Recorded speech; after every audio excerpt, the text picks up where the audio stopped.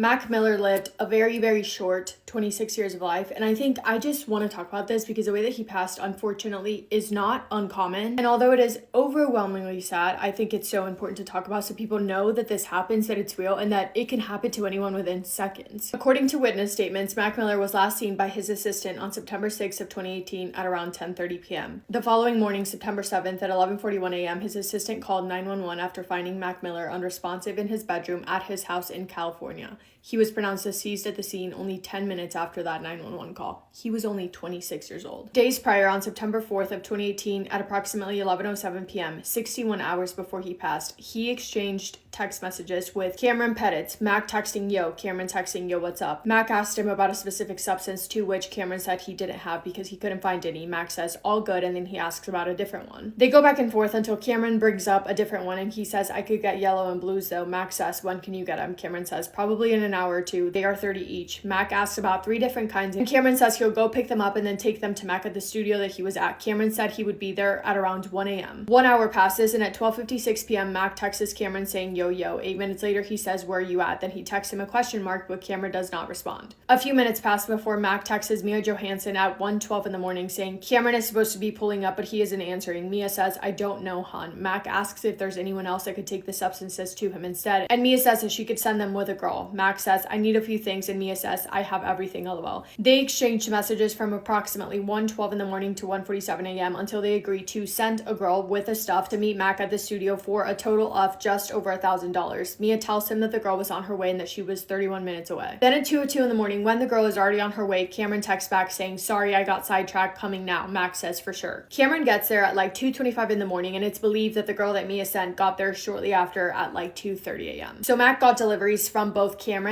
and the girl that Mia sent. Based on text messages, it sounds like the girl that was referred to as Carla was at the studio with Mac throughout the night and into the next morning until approximately 7 a.m. on September 5th. A day and a half later, Mac Miller was found by his assistant. His assistant typically woke him up at around 11:30 a.m. When he went to go wake him up that morning, he found him unresponsive. He gave him CPR until paramedics arrived, but it was too late. It was devastating, as you can imagine. The 911 call in itself is heartbreaking, and of course, Mac Miller's passing broke so many people's hearts. His cause of death was from mixing too many substances, and the manner of death was ruled as an accident. When the news broke that same day, Cameron reached out to a friend on Instagram when he was realizing that he was potentially about to be in a lot of trouble, saying hi. The person asked how he was doing. Cameron said, "Not great." The person said, "You're just paranoid. Nothing has happened yet." Cameron then says, "I'm gonna go off the grid, move to another country. What should my name be?" It didn't take long for authorities to identify Cameron, Mia, and Carla, but they needed to figure out who the person was that sold them and where they came from. Because some of the things that were sold to Mac were fake. He purchased what he thought was real, but he was sold fake substances that contained something else that they were not supposed to. And that something else was the reason why he passed. According to federal prosecutors, Mac had no idea about this, and it was ruled that he would not have passed if it wasn't for the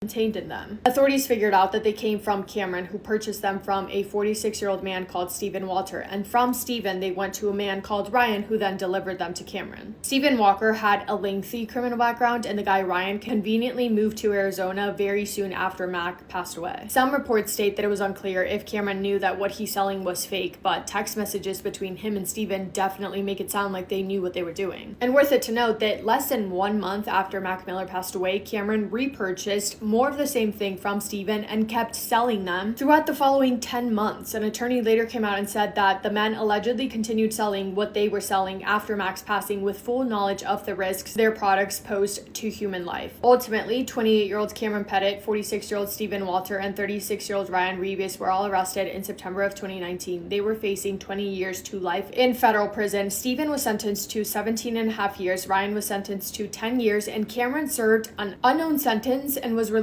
from prison on October 11th of 2024. I literally cannot even put into words to you guys how important it is to be safe and aware. The people that sell this stuff, they don't care about you. They're going to keep selling it over and over again, and they are the worst people in the world. I just literally do not know how these people that know they're selling this and know that people are passing away from it, I don't know how they sleep at night. But apart from that, mental health. If you guys are struggling, please reach out to friends and family members that care about you. It breaks my heart how often this happens.